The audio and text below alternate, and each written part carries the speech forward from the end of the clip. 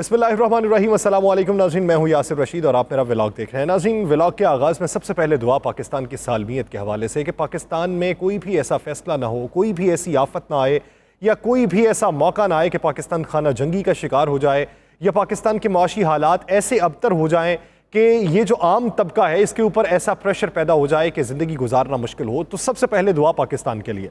फिर बात करते हैं पाकिस्तान की मौजूदा सियासी सूरत हाल के ऊपर। पाकिस्तान की मौजूदा सियासी सूरत हाल क्या है, किसके ऊपर कितना प्रेशर है, प्रेशर कहाँ से डेवलप हो रहा है, आने वाले दिनों में सियासी मंजरनामा क्या होगा और वो खबरें जो गर्दिश कर रही हैं उनमें हकायक क्या है। सबसे पहले तो बात बरतानिया की खबर के हवाले से करते हैं। जो कल बरतानिया से बड़ी खबर आई कि बरतानवी अदालत ने हमारे मौजूदा वज़ीर आज़म मियाँ मोहम्मद शहबाज शरीफ साहब के ऊपर 30,000 पाउंड का जुर्माना आयद कर दिया। जो उन्होंने हत्या की इज्जत का दावा दायर कर रखा था उसमें वो मुफस्सल जवाब जमा नहीं करवा सके, जिसकी वजह से वो जो अदालती कार्रवाई है उसका तमाम तर पैसा शहबाज शरीफ साहब के ऊपर आयद हो चुका है। अब अगर पाकिस्तानी उसकी मालियत लगाई जाए तो वो तकरीबन 70 लाख रुपया बनती है। शहबाज शरीफ साहब ने कल पाकिस्तान वापस आना था लेकिन वो वापस ना आ सके। उन्होंने दौरानिया जो है वो एक दिन का मजीद बढ़ा लिया लंदन के अंदर। उसकी वजूहात क्या है, उसकी क्लैरिफिकेशन आज शरीफ ख़ानदान ने यह दी है कि एयरपोर्ट रवानगी से कबल शहबाज शरीफ साहब को थोड़ा सा बुखार महसूस हुआ तो ख़ानदान के लोगों ने यह कहा कि आपको सफ़र नहीं करना चाहिए, इसलिए वो सफ़र इल्तवा का शिकार हुआ। अब खबरें कुछ मंजर आम पे आ रही हैं। खबरें क्या हैं, वो ये हैं कि बरतानवी हुकूमत ने उन्हें बरतानिया छोड़ने से मना कर दिया है। बरतानवी हुकूमत का ये कहना है कि पहले आप ये जो जुर्माना आप पे आयद हुआ है ये आप पहले वापस करें, फिर आप बरतानिया से बाहर जा सकते हैं। तो सवाल ये बनता है, वो किसी मुल्क के वज़ीर आज़म हैं, इतनी छूट तो मिलती है सिफारती सतह के ऊपर। ये जो खबरें फैलाई जाती हैं उन खबरों का कोई मतन भी होना चाहिए, सियासी हरीफ को निशाना बनाना चाहिए। आपके पास बेशुमार मौके आते हैं लेकिन ये एक ऐसे मौके के ऊपर आप सियासी हरीफ को निशाना बनाएं और इस तरह की खबर के ऊपर कि जहां पे आप राय ये रखते हो कि ये अरबों रुपए खा गए और डकार भी नहीं मारते, तो फिर पाकिस्तानी 70 लाख रुपया उनके पास मौजूद नहीं होगा, इसलिए उन्होंने पाकिस्तान आने की इजाज़त नहीं दी। तो इनमें कोई सदाकत नहीं है। हाँ, बरतानिया में जो क़याम बढ़ाया गया उसकी बेशुमार और भी वजूहात हैं। वो वजूहात क्या है, एक अहम मामले के ऊपर डिस्कशन का होना, जिस डिस्कशन के ऊपर मैंने कल भी ये बात की थी कि पाकिस्तान तहरीक इंसाफ के पास अहम मौका होगा कि वो इस डिस्कशन के ऊपर इसे सीक्रेट एक्ट की खिलाफ वर्जी भी करार देंगे और इसे पॉलिटिकल बयानिए के तौर पर भी अपनाएंगे। तो आज चेयरमैन PTI ने वही बात दोहराई है कि एक अहम तयनाती के ऊपर आप बरतानिया में बैठ के एक सज़ा याफ्ता शख्स के साथ किस तरीके से मुशावरत कर सकते हैं। मैंने कल भी ये बात की थी कि पाकिस्तान मुस्लिम लीग नून कभी इसको डिस्क्लोज नहीं करेगी कि हमने इस तयनाती के ऊपर यहाँ पे बैठ के बात की है। वो यही बात करेंगे कि फैसला पहले से हो चुका था, हमने बस सिर्फ रस्मी गुफ्तगू की है, वहाँ पे इस अहम मामले के ऊपर कोई बातचीत नहीं हुई। लेकिन इम्कानात यही दिखाई दे रहे हैं कि बेहतरी के असबाब कुछ ना कुछ बनेंगे, पाकिस्तान तहरीक इंसाफ के लिए भी बेहतरी के असबाब बनेंगे और किसी ना किसी हद तक पाकिस्तान मुस्लिम लीग नून को भी लेवल प्लेइंग फील्ड मुहैया की जाएगी ताकि आने वाली सियासत के अंदर दरवाज़ा किसी के ऊपर मुकम्मल तौर पर बंद ना किया जा सके। पाकिस्तान तहरीक इंसाफ की अब तक की हिकमत अमली बहुत मुनज़्ज़म चल रही है। आगे भी अगर ये बढ़ रहे हैं तो एक मुनज़्ज़म हिकमत अमली के तहत बढ़ रहे हैं। रोज़ाना की बुनियाद पे उसमें जो चेंजेस भी आ रही हैं तो वो प्रेशर डेवलप करने के हवाले से आ रही हैं कि प्रेशर कहीं ना कहीं पे बिल्ड किया जा सके। वो जो खबरें मंजर आम पे आई थी कि आज से 2 दिन पहले एक बड़ी मीटिंग हुई और उस मीटिंग में यह फैसला कर लिया गया कि पाकिस्तान तहरीक इंसाफ दोबारा बरसर इक़्तिदार आएगी, कहीं पे कोई इंटरवीन नहीं किया जाएगा, तमाम रास्ते खुल चुके हैं। तो उसकी आज ज़रा वजाहत जो दी है वो सदर ममलिकत पाकिस्तान ने दी है। सदर आरिफ अलवी का ये कहना है कि बारहा मैंने कोशिश की, मुज़ाकरात की, लेकिन मुज़ाकरात का कोई ठोस नतीजा नहीं सामने आ सका और ना ही इंतखाबात के हवाले से कोई बात मंतकी अंजाम तक पहुंच चुकी है। ये सदर ममलिकत सदर आरिफ अलवी की जानिब से ये बाकायदा तौर पे बयान दिया गया है। तो इससे वो सारा मंजरनामा वज़ा हो जाता है कि अगर कहीं ना कहीं पे कोई ब्रीच पैदा हुई थी मौजूदा वफाकी हुकूमत और किसी और के दरमियान पे और उसका फ़ायदा पाकिस्तान तहरीक इंसाफ को मिलना था, तो उसकी वजाहत सदर ममलिकत दे चुके हैं कि वो फ़ायदा मिलता हुआ भी दिखाई नहीं दे रहा। उन्होंने इन ख्वाहिशात का भी इजहार किया कि मैं ये चाहता हूं कि खाना जंगी की तरफ सूरत हाल ना जाए, पॉइंट ऑफ नो रिटर्न के ऊपर बात कोई ना जाए, सूरत हाल यहाँ पे पहुंच जाए कि नए इंतखाबात के हवाले से कहीं ना कहीं पे कोई लूप होल पैदा हो, कहीं ना कहीं पे कोई सुकम पैदा हो, कहीं ना कहीं पे किसी तरफ से रजामंदी पैदा हो और बेहतरी की तरफ असबाब चले जाएं। ये उनकी ख्वाहिश है, लेकिन उनके बयान के मुताबिक ऐसी कोई सूरत हाल पैदा नहीं हुई कि जिससे बेहतरी का असबाब पाकिस्तान तहरीक इंसाफ के लिए रोशन हो सके। आज सदर ममलिकत कुछ न्यूट्रल रहे। सदर ममलिकत ने यह कहा कि मैं हिदायत जो है वो इमरान खान से नहीं लेता, मैं उन्हें अच्छा पार्टी लीडर मानता हूं, वो एक मकबूल पार्टी लीडर है और मेरे पुराने दोस्त हैं। यानी आज किसी न किसी हद तक उन्होंने ये वाजे किया कि मैं पाकिस्तान तहरीक इंसाफ का सदर नहीं हूं, मैं मुल्क का सदर हूं। अब ये उनके ख्यालात में बदलाव क्यों आ रहा है? ये एक बुनियादी वजह है। पाकिस्तान तहरीक इंसाफ में बड़ी ये भी एक लहर फैल रही थी कि सदर ममलिकत आरिफ अलवी साहब जो है ये पाकिस्तान तहरीक इंसाफ का साथ नहीं दे रहे, ये किसी और का साथ देने की कोशिश कर रहे हैं, तो इनको समझाना चाहिए। अब वो जो बात है उसका बयान, उसका सबूत, आज उसकी अक्कासी जो है वो सदर ममलिकत भी कर चुके हैं। अब सदर ममलिकत ने अज़राह तफन्नुन एक बात भी की है जो मीडिया की नज़र भी हुई कि जो तजारत के लिए कंटेनर्स को बनाया गया था, लेकिन पाकिस्तान तहरीक इंसाफ ने इसका और तरीके से भी, एक नए तरीके से भी इस्तेमाल किया है। अब ये अज़राह तफन्नुन ये बात करने की ज़रूरत क्यों पेश आई? ये एक तरह की तनकीद है पाकिस्तान तहरीक इंसाफ के ऊपर। आपने उन्हें तंज का निशाना बनाया है, तो इसकी वजाहत फिर आपको पाकिस्तान तहरीक इंसाफ को ही देना पड़ेगी, जिनकी वजह से आप सदर लगे। तो एक तरफ आपके आईनी किरदार तो हैं, लेकिन सियासी जमात के अंदर आपका जो किरदार है वो मुस्तकबिल में उसके ऊपर सवालिया निशान लग चुका है। अब वो बेहतरी कैसे निकलेगी, ये भी एक बहुत बड़ा इस वक्त मौका है कि पाकिस्तान तहरीक इंसाफ खुद को ये जस्टिफाई कर सके कि सदर जो इख्तियारात अपने इस्तेमाल कर रहे हैं वो अपने आईनी दायरा कार के अंदर इस्तेमाल कर रहे हैं, उनसे जो जवाबदेही होगी वो उनके सदर के ओहदे से हटने के बाद होगी, बतौर पार्टी लीडर होगी। अभी उनसे जवाबदेही नहीं हो सकती।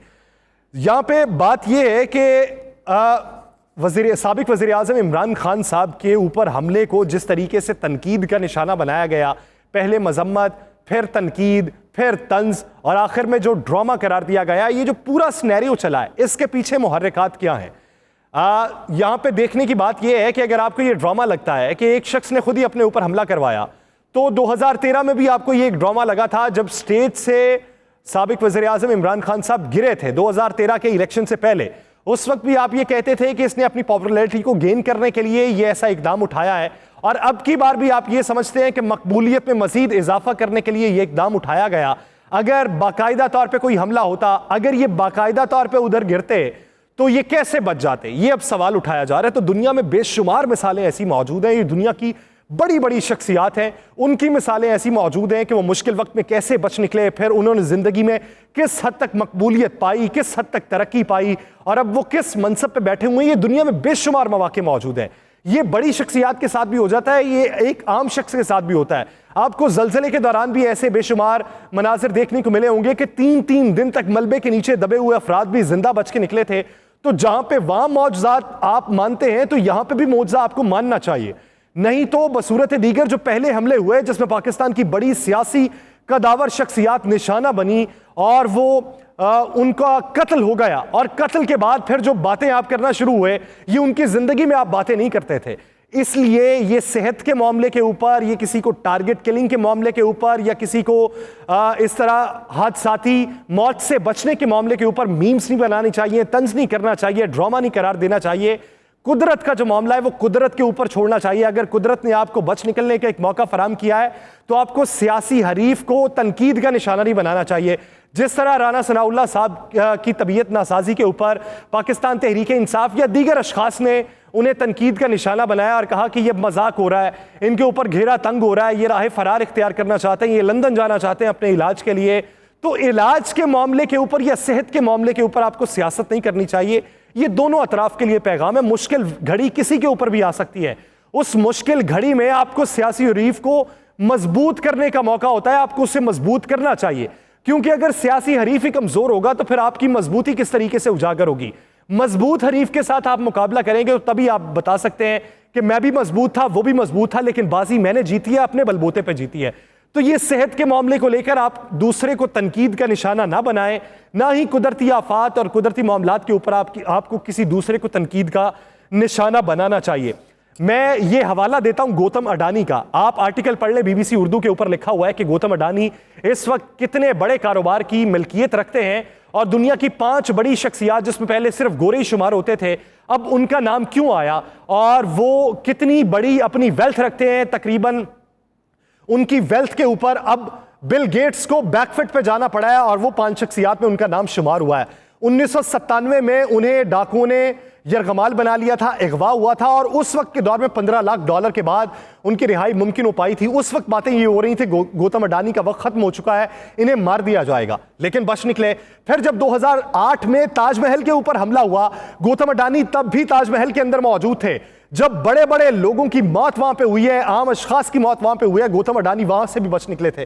तो कुदरत का मामला है, कुदरत के मामले के ऊपर आपको बहस मुबाहिसा नहीं करना चाहिए, आपको उसको तज़हीक का निशाना नहीं बनाना चाहिए। कुदरत के मामलात कुदरत के ऊपर छोड़ देने चाहिए। अब सबसे बड़ी जो खबर आई पाकिस्तान में वो crown prince, Saudi crown prince Mohammed bin Salman के दौरे पाकिस्तान के हवाले से। विफाकी हुकूमत ये कहती थी कि पाकिस्तान तहरीक इंसाफ का जो लॉन्ग मार्च है, एक तो अपनी मकबूलियत हासिल करने के लिए और दूसरा सऊदी क्राउन प्रिंस के पाकिस्तान के दौरे को सबूताज करने की ये कोशिश की जा रही है। तो अब सवाल ये बनता है कि अब जो दौरा मुलतवी हुआ है, क्या ये साबिक वज़ीर आज़म इमरान खान के कहने पे मुलतवी हुआ या उनके लॉन्ग मार्च को देखते हुए मुलतवी कर लिया गया? क्योंकि आपके वज़ीर खारजा तो इस वक्त सऊदीया में है और सऊदी क्राउन प्रिंस के दौरा पाकिस्तान के हवाले से इंतजामात की निगरानी कर रहे थे। तो पाकिस्तान का दौरा मुलतवी किन बुनियादों पर किया गया? IMF ने आपके लिए जो नई डील करनी थी, उनकी जो मीटिंग पाकिस्तान के बारे में होनी थी, वो किन वजूहात की बुनियाद पर मुलतवी हुई? पाकिस्तान के हालात को देखते हुए अगर मौजूदा सिनेरियो के अंदर पाकिस्तान तहरीक इंसाफ ने 18 तारीख को रावलपिंडी में पहुंचना है, तो उनका तो दौरा 21 तारीख को था। वो मुलतवी किन बुनियादों पे हुआ? पाकिस्तान का दौरा मुलतवी हुआ है, लेकिन भारत के दौरे के हवाले से तो अभी तक कोई खबर सामने नहीं आई। भारत में उनका मुख्तसर दौरा है, मुख्तसर कयाम है, उसकी कोई तरदीद अभी तक मंजर आम पे नहीं आ सकी। 21 नवंबर को वो G20 समिट में शिरकत के लिए इंडोनेशिया के शहर बाली जाएंगे। तो पाकिस्तान के दौरे को मुलतवी करने के पीछे क्या आपकी कोई गलतियां मौजूद हैं या ये मलबा आप अपोजिशन पे डालना चाहते हैं? अपोजिशन को फिल वक्त तो क्लीन चिट है, अगर ये उसके करीब जाके मुलतवी होता तो फिर बातें और थी। या फिर दूसरी सूरत ये हो सकती है कि वफाकी हुकूमत ने खुद ही कह दिया हो कि आप इसे रीशेड्यूल कर लें, हम मौजूदा सूरत हाल में आपका वेलकम सही तरीके से नहीं कर सकते, क्योंकि पाकिस्तान के अंदर एक ऐसी सूरत हाल बपा है कि अपोजिशन सड़कों के अंदर मौजूद है। सड़कों पर अपोजिशन की मौजूदगी में आपका ये जो दौरा है उसके मंतकी अंजाम तक पहुंचने के असबाब रोशन नहीं हो सकते, इसलिए आपको दौरा अपने कुछ दिनों बाद ले जाना चाहिए। उसकी रीशेड्यूल करने के आप अहकाम जारी कर दें कि इसे रीशेड्यूल जरूर किया जाएगा। वफाकी हुकूमत को इस पर जवाब देना चाहिए।